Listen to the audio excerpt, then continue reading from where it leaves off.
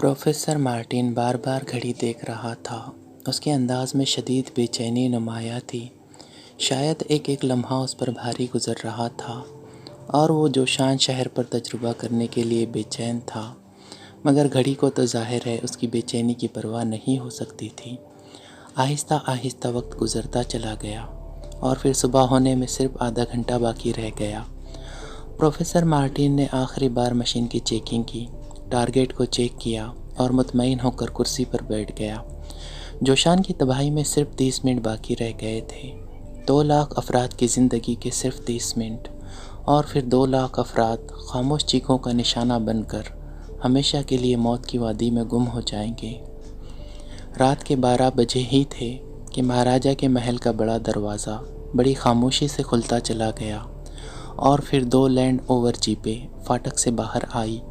जीपों पर रियासत जूनागढ़ का शाही निशान मौजूद था और जीपों में रियासती फ़ौज के आला हुक्काम बैठे हुए थे। महाराजा की पर्सनल सेक्रेटरी भी जीप में मौजूद थी। जीपों की सीटों के नीचे 2 बड़े बड़े बॉक्स मौजूद थे और एक जीप के ऊपर एक बड़ा सा पिंजरा बंधा हुआ था जिसमें शिकारी उक्काब फड़फड़ा रहे थे। जीपें फाटक से निकलते ही तेज़ी से उस सड़क पर मुड़ गई जो सतपार पहाड़ी की तरफ जाती थी। जैसे ही पहली जीप ने एक मोड़ काटा, ब्रेकें चीखने की आवाज़ें सुनाई दीं और फिर एक ताकतवर सर्च लाइट रोशन हो गई। सर्च लाइट की रोशनी में दोनों जीपें रुक चुकी थीं।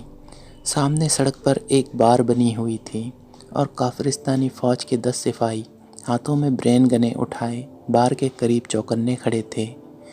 जैसे ही जीपें रुकी, सिपाहियों ने उन्हें घेर लिया। क्या बात है? पहली जीप के ड्राइवर ने इंतहाई तल्ख लहजे में एक अफसर से मुखातिब होकर कहा, जो तेज़ तेज़ कदम उठाता उसकी तरफ बढ़ा चला आ रहा था। आप लोग कहाँ जा रहे हैं? अफसर ने भी करीब आकर तल्ख लहजे में कहा। क्या आप अंधे हैं? आपको नज़र नहीं आ रहा कि हम सतपार पहाड़ी की तरफ जा रहे हैं? महाराजा ने सुबह वहाँ शिकार खेलना है और हमने महाराजा के शिकार का इंतज़ाम करना है। ड्राइवर ने, जिसके जिस्म पर रियासती फ़ौज की वर्दी थी और कंधे पर बैज चमक रहे थे, पहले से भी ज़्यादा तल्ख लहजे में कहा, आपके पास महाराजा का खुसूसी इजाज़तनामा है? इस बार काफिरिस्तानी अफसर ने कदरे नर्म लहजे में कहा। ड्राइवर ने जेब से एक कागज़ निकालकर अफसर की तरफ बढ़ा दिया।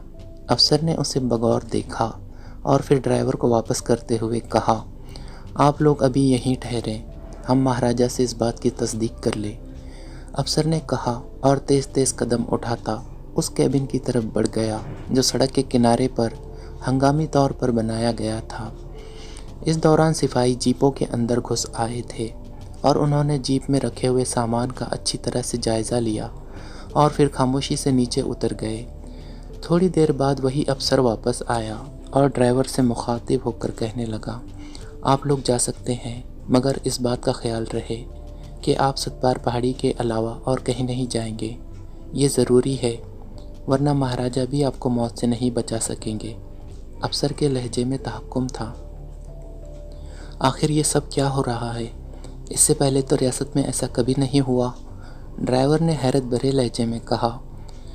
सुबह 6 बजे तक इमरजेंसी नाफिज है, अफसर ने जवाब दिया और फिर उसके इशारे पर सड़क के दरमियान में मौजूद बार उठा ली गई और दोनों जीपें तेज़ी से बार क्रॉस कर गई।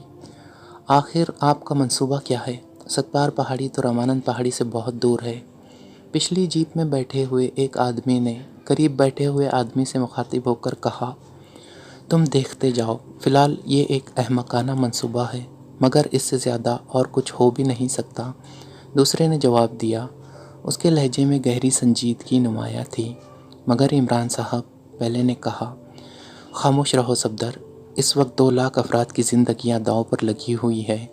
एक्सट्रो ने मुझे बताया है कि काफिरिस्तानी हुकूमत ने हमारी हुकूमत को चैलेंज कर दिया है कि अगर सुबह 6 बजे तक उन्होंने गुलामी के मुआहदे पर दस्तखत ना किए तो जोशान शहर का हश्र भी शकरगढ़ जैसा होगा।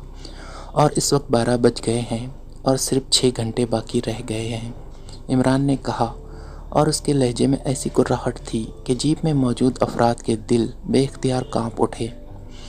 ये सब सीक्रेट सर्विस के मेंबर थे। पहली जीप पर अलबत्ता नौटरॉन और फैसल भी मौजूद थे। नौटरॉन जीप चला रहा था। عمران نے مہاراجا کو اس بات کا یقین دلایا تھا کہ ان پر کوئی شبہ نہیں آئے گا، اور اسی بنا پر مہاراجا نے انہیں اجازت دے دی تھی۔ مہاراجا بھی حیران تھا کہ آخر ستپار پہاڑی پر جانے سے کیا ہوگا۔ اس سلسلے میں اس نے عمران اور نوٹرون کو بھی کرودنے کی کوشش کی، مگر ظاہر ہے عمران سے وہ کیا معلوم کر سکتا تھا۔ وہ تو نوٹرون کی وجہ سے مجبور ہو گیا تھا۔ اسے معلوم تھا کہ نوٹرون اگر چاہے تو دوسری صبح ہی اس کے اقتدار کا تختہ الٹ سکتا تھا۔ یہی وجہ تھی کہ اسے ان کی خواہش پر سر جھکانا پڑ گیا تھا۔ دونوں جیپیں خاصی تیز رفتاری سے ستپار پہاڑی کی طرف بھاگتی چلی گئی۔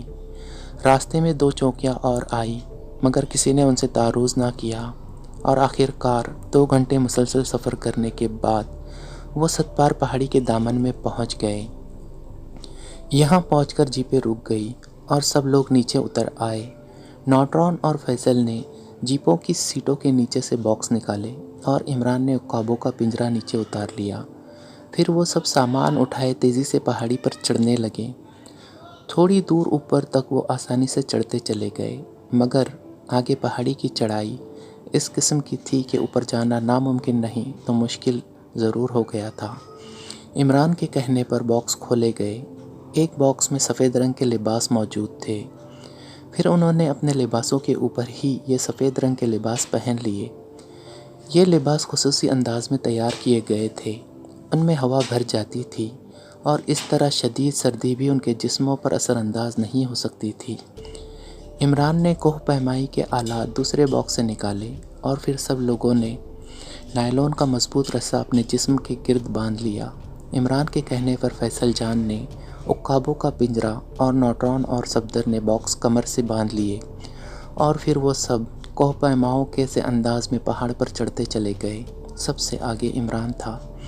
تقریباً 1.5 گھنٹے کی مسلسل کوشش کے بعد وہ ستپار پہاڑی کی چوٹی پر پہنچ گئے۔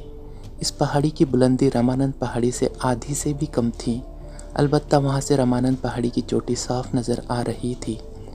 عمران کے اندازے کے مطابق دونوں چوٹیوں کا درمیانی فاصلہ 10 کلومیٹر کے لگ بھگ تھا۔ رامانند پہاڑی کی چوٹی برف سے ڈھکی ہوئی تھی۔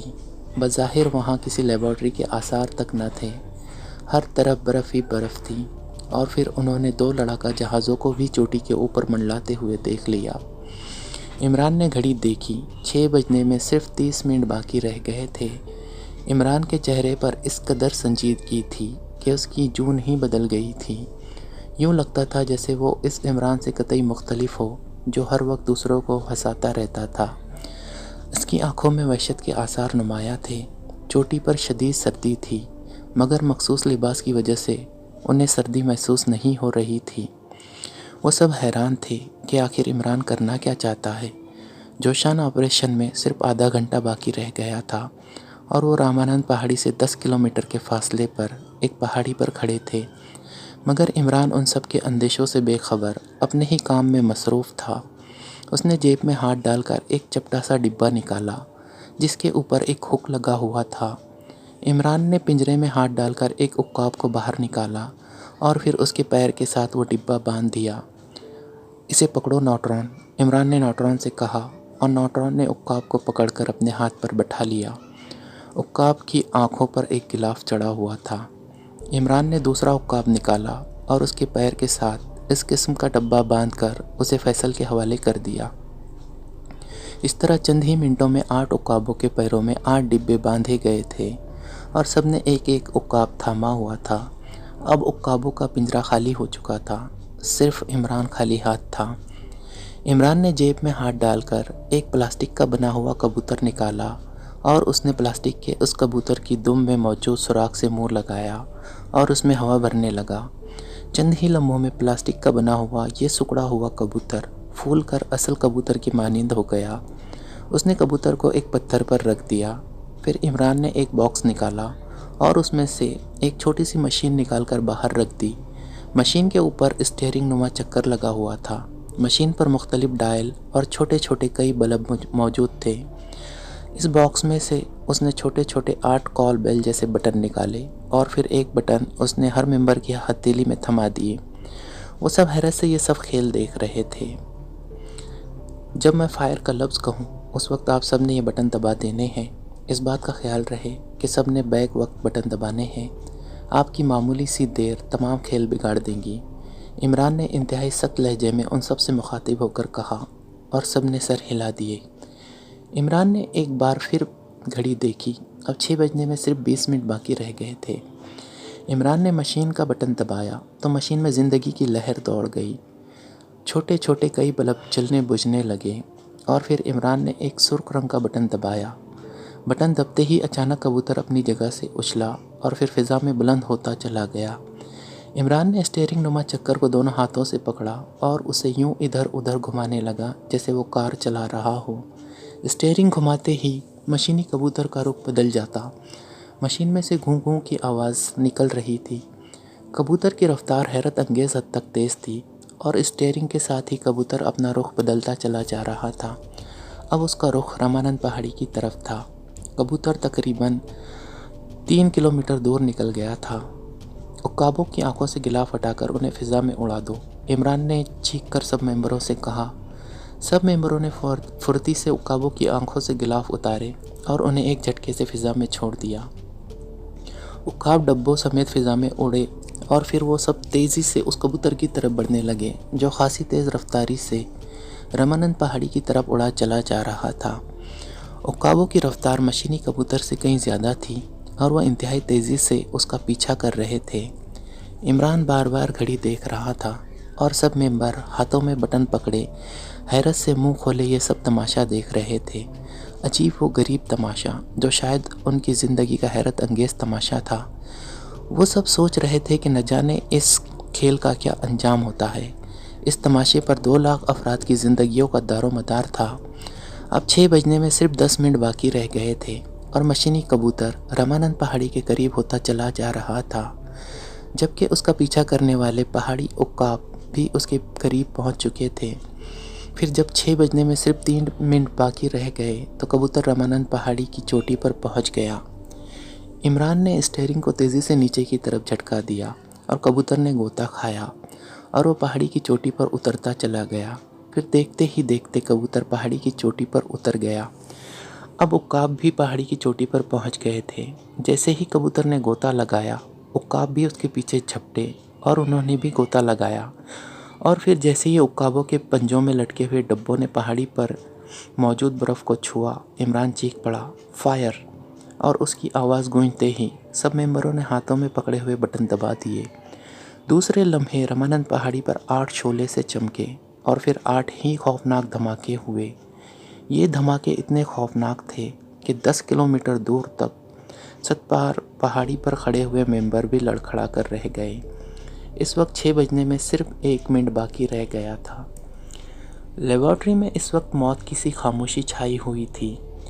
ہر شخص خاموش بیٹھا ہوا تھا، گزرتا ہوا ہر لمحہ اپنے اندر ایک نئی سنسنی لیے ہوئے تھا۔ 6 بجنے میں 15 منٹ باقی تھے کہ لیبارٹری میں موجود ٹرانسمیٹر میں سے سیٹی کی سی آواز گونجنے لگی۔ سیٹی کی آواز لیبارٹری کے ساکت ماحول میں بم کی طرح پھٹی اور وہ سب چونک پڑے۔ ایک افسر نے چونک کر ٹرانسمیٹر کا بٹن دبا دیا۔ بٹن دبتے ہی سیٹی کی آواز آنی بند ہو گئی اور اب اس کی جگہ ایک کرخت مردانہ آواز گونجنے لگی۔ Hello hello Ramanand laboratory, Pushan calling you, over. Yes Ramanand laboratory, chief secretary defence speaking, over. Button دبانے والے نے باوقار لہجے میں جواب دیا۔ کیا آپریشن کی سب تیاریاں مکمل ہیں؟ اوور۔ سائنس ریسرچ کونسل کے صدر پوشان کی آواز ہال میں گونج اٹھی۔ جی ہاں، تمام تیاریاں مکمل ہیں۔ پروفیسر مارٹن نے آخری چیکنگ کر لی ہے اور سب کچھ اوکے ہے، اوور۔ چیف سیکرٹری ڈیفنس نے جواب دیا۔ پاکیشیا نے معاہدے پر دستخط کرنے سے انکار کر دیا ہے، اس لیے ٹھیک 6 بجے جوشان آپریشن مکمل کر دیا جائے۔ وزیر اعظم کا خصوصی حکم ہے، اوور۔ بوشان نے گمبھیر لہجے میں کہا۔ اوکے، ٹھیک 6 بجے پروفیسر مارٹن مشین کا بٹن دبا دیں گے، اوور۔ چیف سیکرٹری نے بھی سنجیدہ لہجے میں جواب دیتے ہوئے کہا۔ اوور اینڈ آل، ایک بار پھر یاد رکھیں، ٹھیک 6 بجے ہم پاکیشیا کو عبرتناک سبق دینا چاہتے ہیں، اوور اینڈ آل، بوشان نے جواب دیا، اور اس کے ساتھ ہی ٹرانسمیٹر خاموش ہو گیا۔ 2 لاکھ افراد کی قسمتوں پر مہر لگ گئی، چیف سیکرٹری نے بڑبڑاتے ہوئے کہا۔ یقیناً اب کوئی طاقت انہیں موت سے نہیں بچا سکتی، پروفیسر مارٹن نے جواب دیا۔ اس کے لبوں پر زہریلی مسکراہٹ دوڑ رہی تھی۔ آپریشن کی اجازت کی خبر سن کر پروفیسر مارٹن کا چہرہ کھل اٹھا تھا۔ اسے اب تک صرف یہی خطرہ تھا کہ کہیں پاکیزیہ معاہدے پر دستخط نہ کر دیں اور اس طرح انہیں آپریشن کینسل کرنا پڑے اور پروفیسر کی حسرت دل ہی میں رہ جائے۔ جب 6 بجنے میں صرف 5 منٹ باقی رہ گئے تو سب لوگ اٹھ کھڑے ہوئے۔ ہال پر گہرا سکوت طاری تھا۔ پروفیسر مارٹن نے مشین پر موجود غلاف ہٹا دیا اور پھر اس نے آخری بار چیکنگ شروع کر دی۔ وہ بڑے غور سے ایک ڈائل کو دیکھ رہا تھا جس پر مختلف ہندسے لکھے ہوئے تھے اور ایک سبز رنگ کی سوئی ایک ہندسے پر جمی ہوئی تھی۔ سرخ رنگ کی ایک سوئی ایک طرف موجود تھی۔ یہ جوشان ٹارگٹ تھا۔ پروفیسر مارٹن کے ہینڈل کو چکر دیتے ہی سرخ رنگ کی سوئی تیزی سے سبز رنگ کی سوئی کی طرف بڑھتی اور پھر جیسے ہی دونوں سوئیاں ایک دوسرے کے اوپر آتی آپریشن مکمل ہو جاتا۔ مشین سے نکلنے والی آواز کی طاقتور ترین لہریں چند لمحوں میں ٹارگٹ پر پہنچ جاتی اور پلک جھپکنے میں وہاں کی ہر چیز تباہ ہو جاتی۔ 6 بجنے میں صرف 2 منٹ باقی رہ گئے تھے کہ پروفیسر نے ایک بٹن دبا دیا۔ بٹن دبتے ہی مشین میں زندگی کی لہر دوڑ گئی اور مشین پر موجود سینکڑوں مختلف رنگوں کے بلب تیزی سے جلنے بجھنے لگے۔ ایک ڈائل پر جو آواز کی لہروں کی طاقت ظاہر کرتا تھا، سرخ رنگ کی سوئی آخری ہندسے پر تھر تھرا رہی تھی۔ چیف سیکرٹری ڈیفنس کی نظریں گھڑی پر جمی ہوئی تھی۔ سیکنڈ کی سرخ رنگ کی سوئی تیزی سے حرکت کرتی ہوئی 12 کے ہندسے کی طرف دوڑی چلی جا رہی تھی۔ جب یہ سوئی ایک اور چکر لگا کر دوبارہ 12 کے ہندسے پر پہنچتی تو پروفیسر نے ہینڈل کو چکر دے دینا تھا۔ پروفیسر مارٹن نے اپنے ہاتھ ایک ہینڈل پر رکھ دیا۔ اس ہینڈل کو چکر دیتے ہی آپریشن جوشان مکمل ہو جانا تھا۔ خاموش چیخوں نے 2 لاکھ افراد کو موت کی نیند سلا دینا تھا۔ پروفیسر مارٹن کے ہاتھ میں ہلکی سی لرزش تھی۔ اسے اچھی طرح معلوم تھا کہ اس وقت اس کے ہاتھ میں 2 لاکھ افراد کی زندگیاں تڑپ رہی ہیں اور پھر صرف 1 منٹ باقی رہ گیا اور سیکنڈ کی سوئی 12 کا ہندسہ کراس کر گئی۔ اب صرف اس سوئی کا ایک چکر باقی تھا۔ پھر جیسے ہی سوئی 5 سیکنڈ آگے بڑھی، اچانک ان سب کے سروں پر ہولناک دھماکے ہوئے، خوفناک دھماکے، ایسی چیخیں جو خاموش چیخیں نہیں تھیں۔ اور پھر پلک جھپکنے میں پوری لیبارٹری بھگ سے اڑ گئی۔ لیبارٹری میں موجود تمام افراد کے جسم ہزاروں ٹکڑوں میں تقسیم ہو کر لیبارٹری کے ملبے میں مل گئے۔ یہ سب کچھ اس قدر اچانک ہوا کہ پروفیسر مارٹن کو اتنی مہلت بھی نہ مل سکی کہ وہ ہینڈل کو چکر دے دیتا۔ پوری لیبارٹری فضا میں اڑتی چلی گئی اور پھر ہر طرف برف ہی برف پھیل گئی۔ پروفیسر مارٹن کی ہولناک مشین سینکڑوں ٹکڑوں میں تقسیم ہو گئی اور برف کے ساتھ اڑتی چلی گئی۔